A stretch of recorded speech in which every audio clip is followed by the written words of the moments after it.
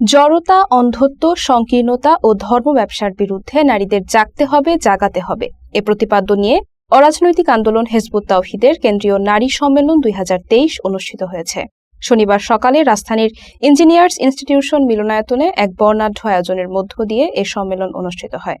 Hizb ut তাওহীদের কেন্দ্রীয় নারী বিষয়ক সম্পাদক রুফায়দা পান্নির সভাপতিত্বে অনুষ্ঠানে প্রধান অতিথি হিসাবে উপস্থিত ছিলেন হিজবুত তাওহীদের ইমাম হোসাইন মোহাম্মদ সেলিম। প্রধান অতিথির বক্তব্যে তিনি বলেন, বর্তমান আত্মাহীন জড়বাদী সভ্যতা মানুষকে ধ্বংসের দ্বার প্রান্তে উপনীত করেছে। একটি রুদ্ধশ্বাস পরিস্থিতির মধ্য দিয়ে মানবজাতি তাদের সময় পার করছে। দেশীয়, আন্তর্জাতিক, রাজনৈতিক, অর্থনৈতিক প্রতিটি অঙ্গনে অন্যায় ও অসত্যের জয় জয়কার। এই পরিস্থিতি থেকে উত্তরণের উপায় হিজবুত তাওহীদ মানুষের সামনে তুলে ধরছে বলে মন্তব্য করেন হোসাইন মোহাম্মদ সেলিম। এই আন্দোলন জাগরণের আন্দোলন, এই বিপ্লব বিশ্বকে পরিবর্তন করার বিপ্লব। আজকে তৃতীয় বিশ্বযুদ্ধ শুরু হয়ে গেছে, বাংলাদেশকে নিয়ে ষড়যন্ত্র হচ্ছে। আজকে যদি বাংলাকে, এই এক টুকরো মাটিকে তোমরা বাঁচাতে চাও, নারীরা শুধু একটা দুটো সম্মেলন করলে হবে না, তোমাদেরকে ময়দানে নামতে হবে।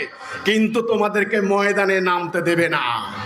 তোমাদের পায়ে আঘাত করেছে, তোমাদের কোমরে শিকল বেঁধেছে, তোমাদের গলায় রশি বেঁধেছে, তোমাদের মুখে কষ্টেপ দিয়ে দিয়েছে। এই সমাজকে ভাঙতে হবে, নতুন সমাজ গড়তে হবে। সমাজে নারীদের অধিকার প্রতিষ্ঠা, ইসলামের সঠিক আদর্শ মানুষের সামনে তুলে ধরতে উপস্থিত সকল নারী নেত্রীদের প্রতি আহ্বান জানান হিজবুত তাওহীদের ইমাম। আমি আজকে যে বিপ্লবের মন্ত্র দিয়ে যাচ্ছি, আমি তোমাদের সামনে থাকি আর না থাকি, প্রতিটা নারী রণাঙ্গনে রণমূর্তি নিয়ে তোমরা আবির্ভূত হবে। আরেকটা লড়াই আছে সামনে।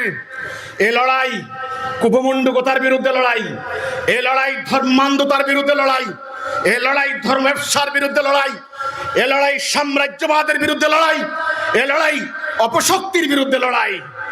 সভাপতির বক্তব্যে সম্পাদক রুফায়দা পান্নি বলেন, হিজবুত তাওহীদের নারীরা সারা দেশে ইসলামের সঠিক আদর্শ মানুষের সামনে তুলে ধরে যাচ্ছে। এতে প্রতিবন্ধকতা সৃষ্টি করে যাচ্ছে ধর্ম ব্যবসায়ী একটি মহল। এমনকি দেশের বিভিন্ন প্রান্তে হিজবুত তাওহীদের নারীরা তাদের আক্রমণের শিকার হচ্ছে বলেও অভিযোগ করেন তিনি এসব হামলার তীব্র নিন্দা ও প্রতিবাদ জানান এবং এ ধরনের প্রতিটি ঘটনার সাথে জড়িত সন্ত্রাসীদের বিচার দাবি করেন।